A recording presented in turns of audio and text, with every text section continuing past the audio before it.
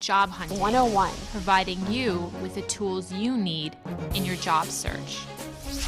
Job Hunting 101. Hello, I'm Dave Robinson, Business Services Lead Recruiter for the Tampa Bay WorkForce Alliance. Welcome to the Job Hunting 101 series. Today our topic is doing your homework, how to prepare for your interview. I'm joined here with two guests, Ellen Donegan with TAW and Angela Renfo with Pinpoint Personnel. These two professionals work with candidates every day on jobs, and we are going to discuss today some pointers for you as you prepare for your interview. As you start your job search and find positions that you're interested in, meeting with a recruiter like Ellen or Angela is really a very important step in the process. So let's start off with some tips for the interviewer or for the candidates that are coming in for interviews. Please let me know what you guys think about how you want a candidate to prepare for a particular position before they come in to sit down with you and talk about a job. Ellen? Okay, well, one of the first things that I would recommend is to prepare and make sure that you bring a resume with you, of course, and make sure that you have all your documentation prepared if you have anything. But one of the first things you need to do to prepare, though, is to do research on the company. You can do that in several ways. Of course, going to their website is probably the best and first thing you should do. One of the things that's important for my company is to make sure that somebody knows what we do and how we do it. And that will gain you a lot of points because it shows that you have genuine interest in the company you're working for. I would look on the website to see, get some information, maybe see who the person is you're going to be interviewing with besides the recruiter, the job unit or the business unit, I should say, of who you're going to be working with. Find out some of the financials of the company, find out what they do, again, where they're located, and just try to memorize as much as you can about the company itself. Great. Now, Angela, you see a diverse number of candidates being with a personnel agency. Give us some pointers for people coming to you for work. Well, one of the things that we see quite often is they have very little experience. We staff bakeries across the country as our primary clients. So that includes people who actually package products to the engineers who make the whole lines work. A lot of times we will get new employees or candidates to come in, and they will be poorly dressed. They will have no idea what it takes to process food.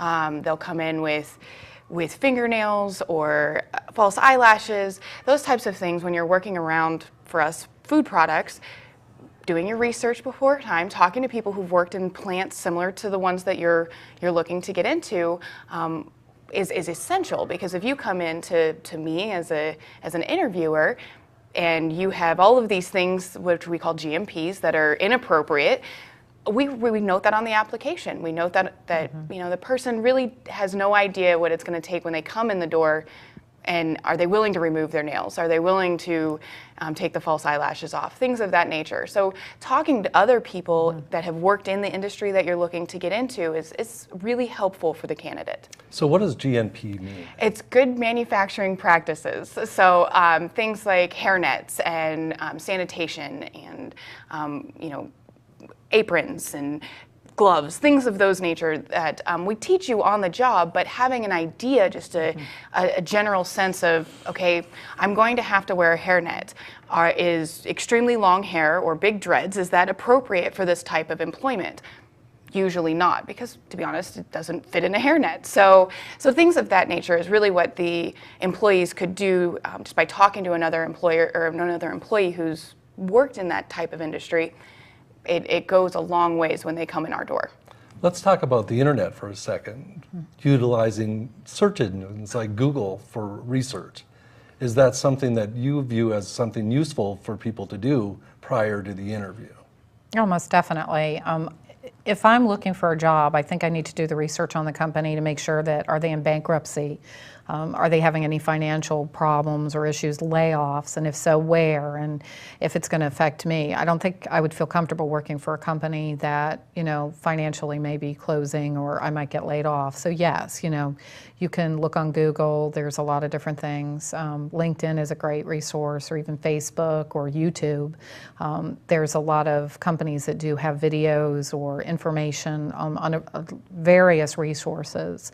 I would also probably look at maybe the Wall Street Journal or the Business Journal here in Tampa to get some more information and see what I could find out about the company before I, and get the statistics. The other thing is if they've had some acquisitions, or if they've, hit some big milestone in sales, I would want to know that and bring it up, say, in the interview, that's awesome. I just see you got this big contract. That must be very exciting for you. And it does go a long way. Excellent, thank you. Mm-hmm. So Angela, now that the person has done their research and they understand kind of what they're getting into from a job perspective, what other types of questions would you expect an interviewer to have prepared before, while they're meeting with you for an interview? One of the first questions we always ask is, how did you hear about us? Because as a staffing agency and locally in Florida, we just have a couple clients, but so we're new to Florida, and so we're not known. We're not a huge staffing company like some of the others. So we always want to know, did you hear about us through word of mouth? Did your grandma tell us? Did you hear about us through WorkForce Alliance? Those are things we'd like to know. Also, understanding. We want to understand why they're at our doorstep, because packaging products isn't for everyone. And again, that's the majority of what we hire is processors and packagers. The pay isn't phenomenal, and the labor is intensive. So we always want to know, is this something that's really interesting to them? Is this their ideal working situation? I did an interview this morning, in fact, and the lady had done processing and packaging her entire career. And I asked her, I was like, why do you like that? And she said to me, I love that when I'm done with the day, I can see what we accomplished. I feel like that I've done something to be productive. I asked her what else she didn't like about processing, because like I said, it is very labor intensive. And she mentioned to me that just standing on your feet for 12 hours a day can get tiresome. But I appreciated that she recognized that that's a hurdle that our employees have to overcome is some of the physical things that go along with the job. So just understanding what the job takes, doing that research, again, ahead of time, doing the research of what physical requirements, mental requirements. Another thing is when somebody comes in with a resume that's tailored for customer service, for instance, and they're at my doorstep asking to be a processor, we always ask, why are you here? Because if you like customer service and like talking to people, that this may not be a good fit for you. So understanding that it's a completely different world, again, that can all be done through research prior to coming into the interview. And now, Ellen, your perspective is a little bit different. Yes. Because you're a multinational corporation. What do you want the candidates to be prepared for when they come in to see you? Well, besides, as we've mentioned before, the subject of what the company does. Our company is very specific in what we do. We hire a lot of engineers, generator technicians, nuclear technicians. We do a very specialized type of work. So there's a lot of different things. The technical part is very important for us, along with the personality and so forth, as Angela mentioned. What do you like about doing the job that you're doing? Some of the typical questions we find, or I see for interviews is, talk about what is your strengths? What is your biggest asset that you would bring to a company? You definitely want to say, well, I bring X amount of years, I've been able to help production this amount, or anything that you've won awards, or anything that has to do with your education and training. Weaknesses, people typically will ask that. There's a lot of questions that a lot of interviewers will ask, and if you're wondering what the typical questions are besides strengths, is a weakness. If you have a weakness, you want to make it into a positive. You could say, well, sometimes I really, fit so much in the day that I don't take time to, do a break or something that you turn the negative into a positive. You want to make sure that, for us, it's a cultural fit too. We want to make sure that the person is a good fit for TAW. And that's important because our employees are our biggest asset, as any other company should feel that way. And so we want to make sure that, they're the right fit for our customers, that they're going to, fit in with us. And so that's another thing. You want to make sure that, you respond truthfully, that you're yourself. Interviewers, especially if you're a seasoned interviewer, you can tell if somebody's giving you a line. And trying to steer off from a question, you need to be honest as you can be when answering questions. The other thing is you don't have to answer things that are personal. If somebody's asking, well, if you're married or divorced or single, those are no-nos. You don't need to answer those. But a lot of it is your strengths, your weaknesses, what do you bring to the table? They want to see what you can do in order to, and that's what we look at, how are you going to be an asset to TAW, not just for yourself, but that you're for the company. Excellent. And Angela, a similar question then, in the interview questions that you have for candidates, how do you structure those questions? What do you want to ask the individual that helps you best make a hiring decision? Some of the questions that we ask are very generic and kind of open-ended. How do you learn quickly? How are you at learning new tasks? Because we don't expect these people to come in with a ton of experience, unlike what you hire for. We are expecting a very diverse crowd, and we want to know how quickly they learn. And we can tell, do they have a GED or do they have a high school diploma? That tells me sometimes about, will they stick with it? Will they, even if it's difficult, will they stick with it? If they tell me, well, I'm not great at paperwork, to me that's completely honest, and we appreciate it. Okay, so writing is not their biggest strength. So we ask, do you read well, both in English and Spanish? Because again, we hire a diverse crew. We also ask, do you have your own transportation? Again, we hire a totally different crew than you do. And one of the things I look at is that, yes, I have my own transportation. When we take copies of their IDs for the I-9s and for the forms that we have to fill out, if they don't give me a driver's license, well, now I'm a little concerned. You have your own transportation, but you're driving without a license. So things, again, you had mentioned it a couple times, being completely honest in the interview, no matter what the skill level the interview is for, is extremely important. Tell the interviewer the truth. I get rides from my mom is an okay, acceptable answer when you are coming in as a entry-level processing position. We don't expect you. We would love to get you to where you have your own transportation. We'd love you to work out to that point. So just again, complete honesty. And you had mentioned another thing that I want to touch on, staying away from a lot of that personal information. Oftentimes we don't ask those questions. They're no-nos for interviewers too. We're not supposed to ask if you're married or single or how long have you been in the area. But a lot of times that's offered by the interviewee. Staying away from personal, items as my baby daddy, that comes up often. My husband, the father of my children, we don't necessarily care. Again, what can you do as a candidate to help the company? That's what we are looking for. And all the questions that we ask, again, are structured to figure that out. Can you learn what we do? Will you stick with it? And is it the atmosphere? Is it something that you're looking for? Because an engineer would not do well in a processing plant typically. They need a little more structure than that. So right, and all I was going to touch on to Angela, when you're doing interviews, I already have interview questions that I'm going to be asking. So I'll ask somebody pertinent questions about their job experience, but to Angela's point, you may get behavioral questions, situational questions like, what would you do in this circumstance? What are the statistics of, if you're going to be at a higher under position, that you may want to give statistics on, things that are pertinent to the position itself. Mm-hmm.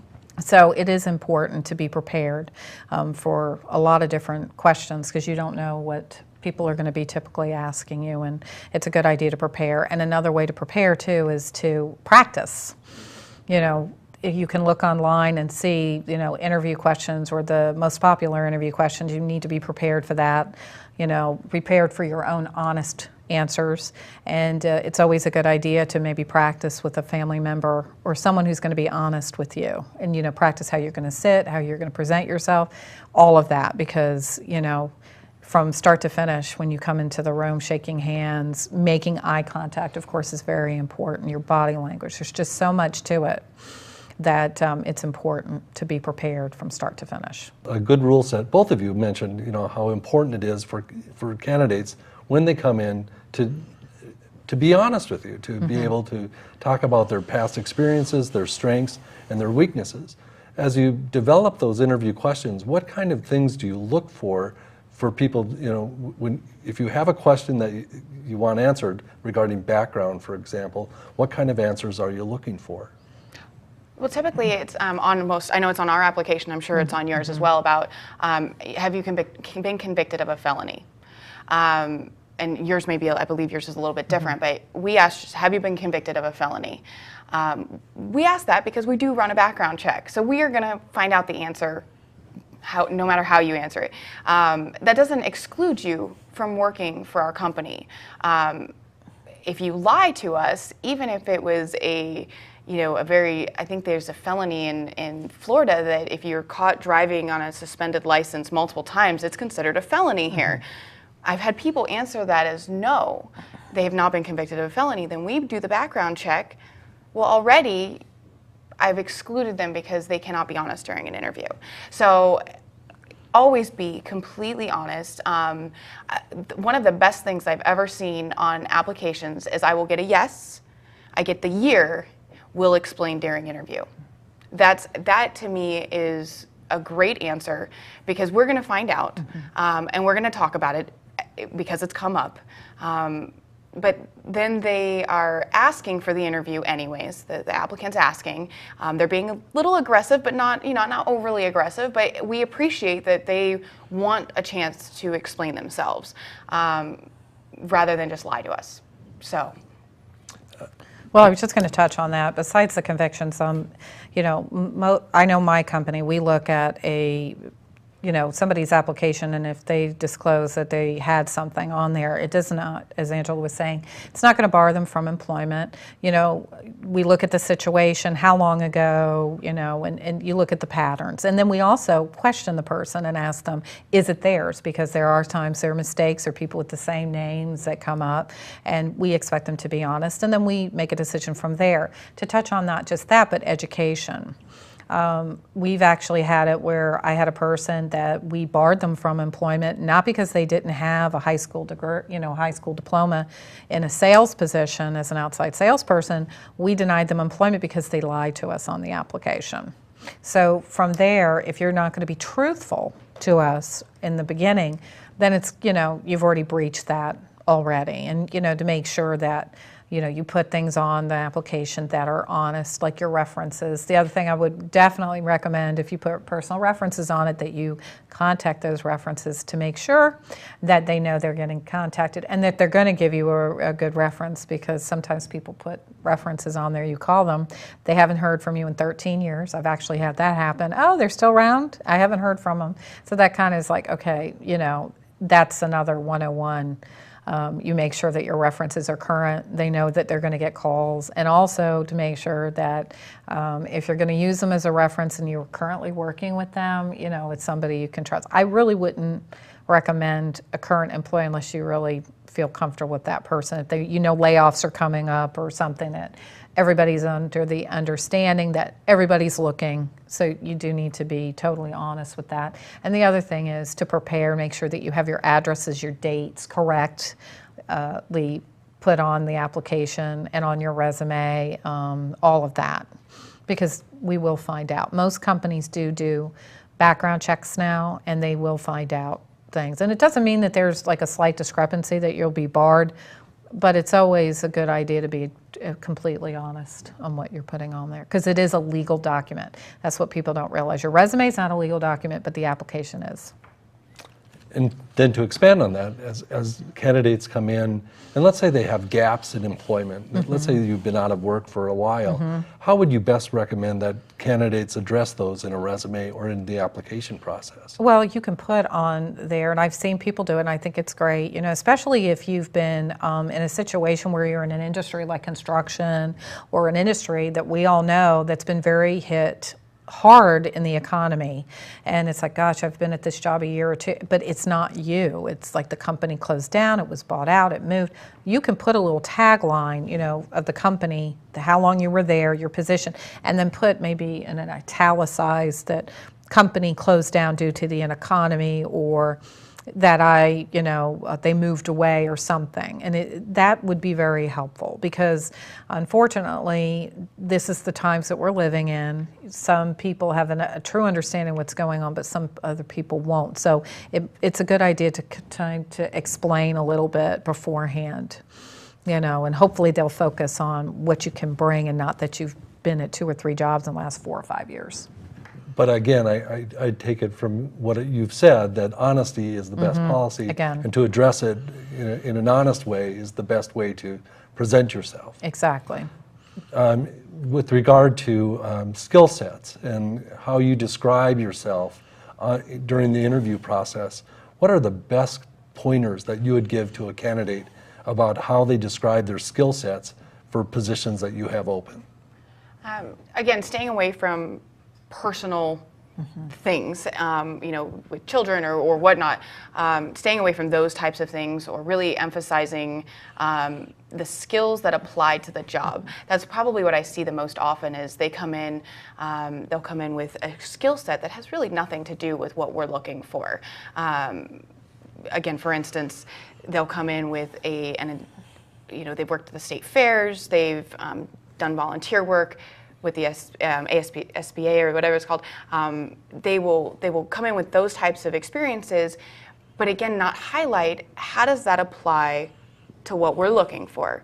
One of the best candidates I've ever interviewed, when it came to that entry-level position, she had just volunteer work. And so I asked her why she was at our doorstep. That's usually one of the questions I really enjoy hearing, is why they're at our doorstep.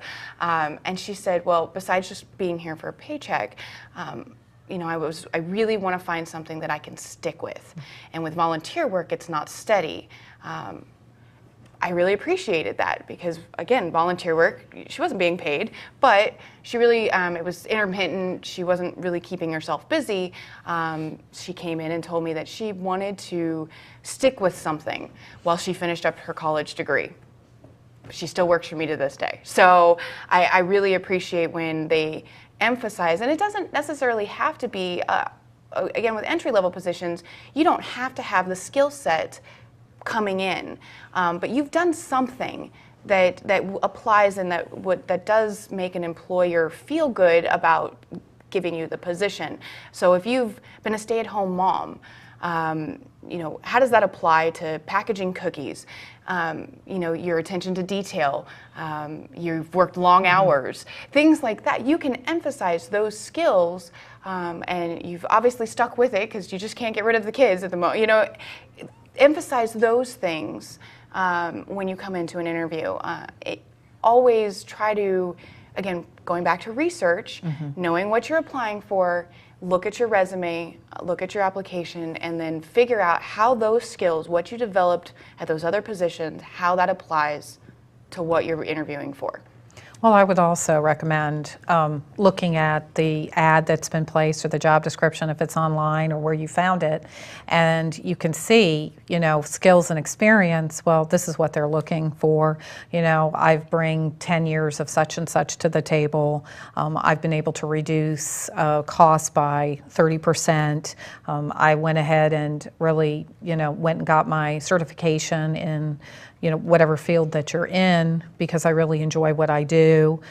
You can also expand on, okay, I was in this position, but I also wanted to expand my skill set, so I would go to my manager and say, can I help you with this? Or can I, learn how to do that? An eagerness to learn, somebody that shows that, the skill sets that I have is what you're looking for, and it's not always the tangibles. It may be the intangible personalities. A lot of that has to do with what an employer will look at, because a willingness to learn, to grow.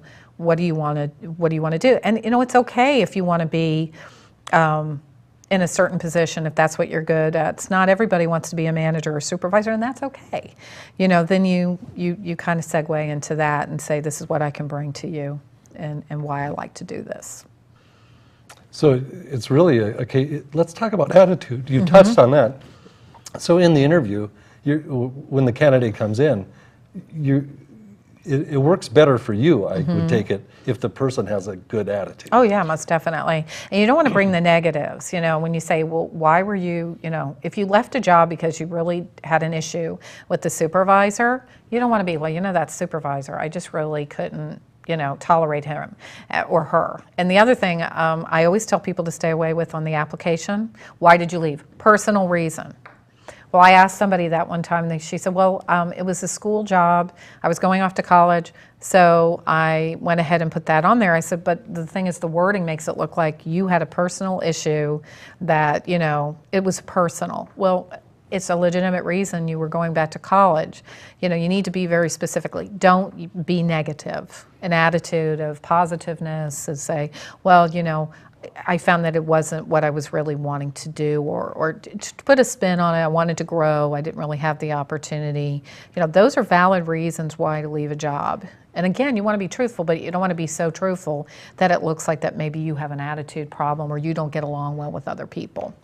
And that negativity can start first thing in the morning when you're preparing for your interview. If you wake up late, if you don't have a clue what you're going to wear and what you wanted to wear is dirty, things like that can start your day off bad, and that shows in an interview. People come in oftentimes just slightly stressed. They're late. We do interviews at a certain time every day, and they're late to that, or they're running 15 minutes right before we stop doing it. You can sense that stress, or we can sense that stress before they even, as they're walking in the door. Calling ahead or Googling ahead to make sure you know where the location is at. Those are things that can help calm your nerves and help calm, help prepare you for this interview. Those are some of the pre-work that has to go in if you really want the job. Thank you. Thank you for joining us for the Job Hunting 101 series, Doing Your Homework, Preparing for Your Interview.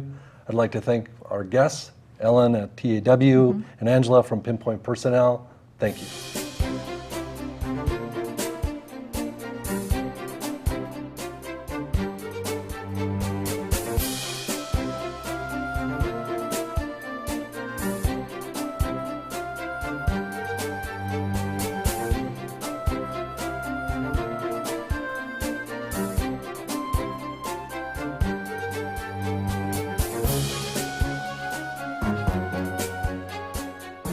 The Tampa Bay WorkForce Alliance and WorkNet Pinellas offer workforce solutions designed to improve your business. I've really valued my relationship with WorkNet Pinellas and have been instrumental in keeping us informed with new educational trends. We've really seen our employees grow in their own personal development. It has not only exceeded Power Design's expectations, but our employees' expectations as well.